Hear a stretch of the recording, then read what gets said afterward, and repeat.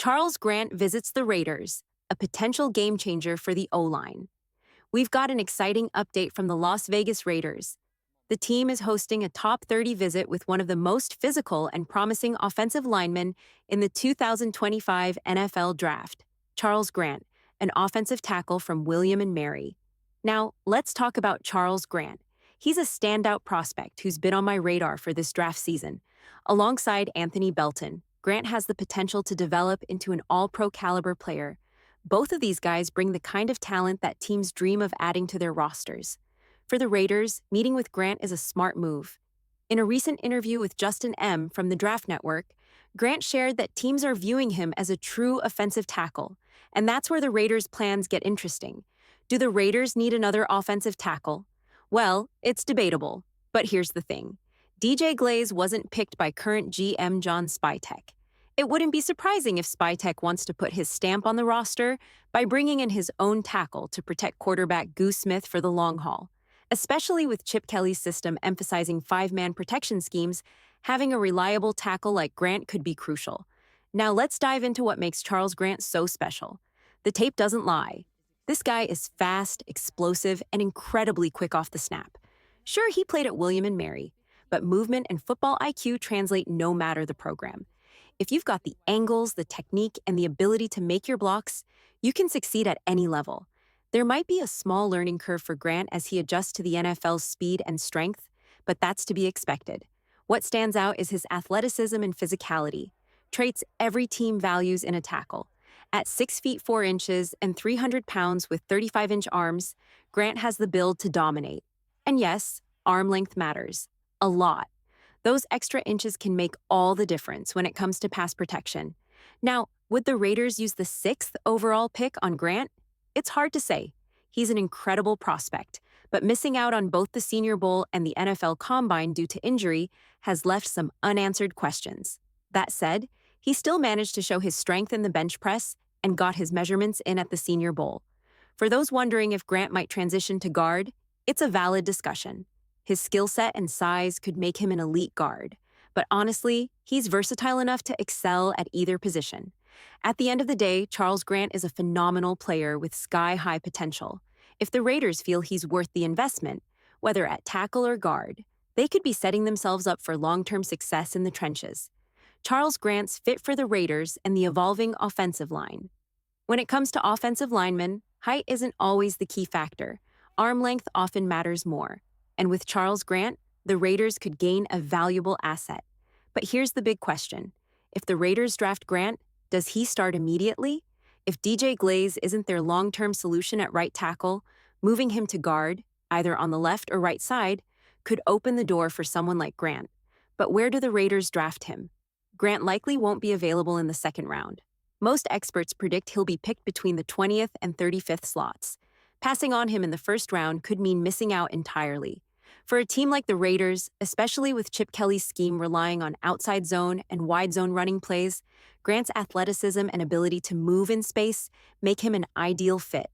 If Glaze is better suited to the interior, Grant could step in at tackle and provide the versatility and power this system demands.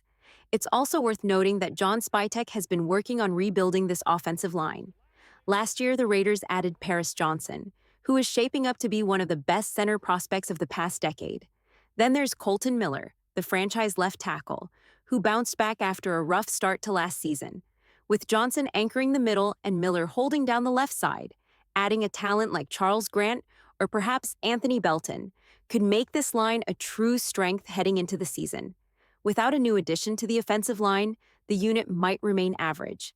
But drafting someone like Grant, Belton, or even Javon Foster out of Missouri could elevate this group to a whole new level. Adding a player who brings physicality and a punishing edge at the line of scrimmage could make all the difference. The veteran quarterback, frenzy now. Shifting gears to the quarterback position, there's been a flurry of veteran signings lately. Just yesterday, Russell Wilson signed with the New York Giants, adding another big name to the mix. Meanwhile, the Seattle Seahawks traded away Goose Smith and brought in Sam Darnold with a $33 million a year deal. The Jets secured Justin Fields for $20 million a year, while the Colts kept Anthony Richardson but also added Daniel Jones on a $14 million deal as a backup with starting potential.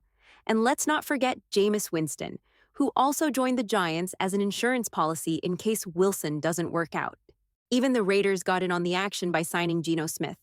Essentially, every team now seems to have a quarterback, except the Tennessee Titans. But that's about to change. It's almost a lock that the Titans will draft CamWard.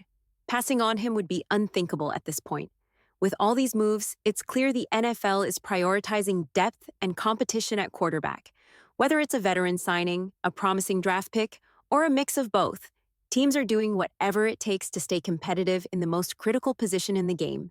The Browns quarterback conundrum and the Raiders draft dilemma. When we talk about the Cleveland Browns, one thing is clear. They are financially tied to Deshaun Watson for the foreseeable future. Let's break this down. This year, Watson's cap hit is $36 million. Next year, a staggering $81 million. Even if they wanted to move on, they're locked in with massive dead cap hits.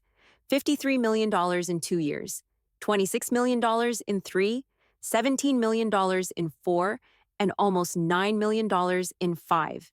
The Browns will almost certainly have to restructure his contract, spreading out that $81 million hit over the next few years. That means Cleveland won't be drafting a quarterback. They simply can't afford to. Instead, they're more likely to target other needs, like wide receiver or edge rusher. Travis Hunter, a dynamic two-way player who can line up at wide receiver, seems like a strong fit for them. Now let's pivot back to the Raiders. Picking at number 6, Las Vegas is in an interesting and potentially precarious position. If the top 5 picks shake out as expected, the Raiders could find themselves without a clear choice. Breaking down the top 5 picks, CamWard. It's almost a lock that the Tennessee Titans take Ward with the first overall pick. He's the best quarterback prospect, and the Titans need him. Travis Hunter. As mentioned, Hunter seems like the perfect fit for Cleveland at number 2. Abdul Carter. The Giants could take Carter to bolster their edge rush. Ashton Jeanty. The Patriots might look to add Jeanty, arguably the best offensive playmaker available. Armin Mbai. The Jaguars could address their offensive line with Mbai, an offensive tackle from Missouri. That leaves the Raiders sitting at number 6, possibly without access to one of the 5 surefire prospects in this draft class. The Raiders' options at pick 6, this is where it gets tricky. The Raiders must decide if they'll reach for a player they don't feel confident in or explore trade-down options to accumulate more picks. Looking at other prospects, there's a clear drop-off after those top 5 names. But there's hope.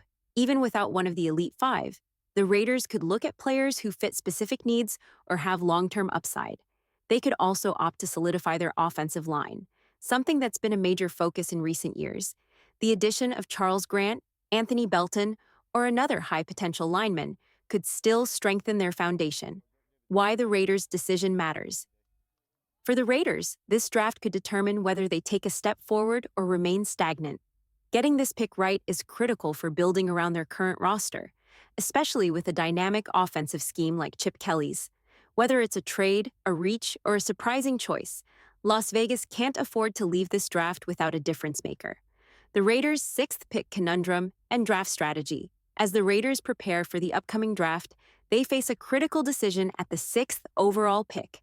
The top 5 players seem set in stone, leaving Las Vegas with limited options and plenty of uncertainty. Let's dive into the possibilities and challenges the Raiders might encounter. Who's left on the board? When you look at the potential prospects after the top 5, confidence wanes. Here's why. Will Campbell, a talented guard, but guards rarely warrant a top 10 pick. Tedairoa McMillan, a second-round prospect who's being overhyped. Mason Graham, while powerful, his pass rush skills are underwhelming, with win rates hovering around 5% compared to elite players like KJ Henry or Jalen Carter. Power alone doesn't translate well in the NFL. If the Raiders stick at 6, they'll likely be forced to either reach for a player or consider trading down. It's a situation eerily similar to the Cleveland Farrell pick a few years back, where Las Vegas wanted to trade down but couldn't find a partner. Could the Raiders target other players? Names like Pierce Jr. or Will Johnson come up, but both carry red flags. Pierce has top 10 talent but faces character concerns, including rumored anger issues. Meanwhile, Johnson's draft stock has dipped recently. The quarterback situation adds another layer of complexity. Some teams seem more willing to invest in veteran quarterbacks rather than risk a pick on this year's class. The Raiders have already committed to Geno Smith, while other teams have opted for veterans like Russell Wilson, Jameis Winston, or Derek Carr. This trend indicates a lack of confidence in the second and third-tier quarterbacks, like ShedeurSanders or JacksonDart. What should the Raiders do? If none of the top prospects fall to 6, the Raiders may be best served trading down. This would allow them to accumulate additional picks while avoiding the pressure to force a pick. Alternatively, they could still consider taking Charles Grant, either at tackle or guard, if he's available later in the draft.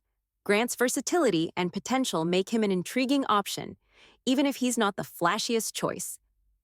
Your thoughts? It's a pivotal moment for the Raiders, and every move matters. Do you think Las Vegas should take a tackle like Charles Grant at 6, or consider him in the second round? Should they move him to guard if they draft him, or is trading down the smarter play? Let me know what you think in the comments below. Don't forget to leave a thumbs up, subscribe, and share your thoughts. I'll see you next time with another video.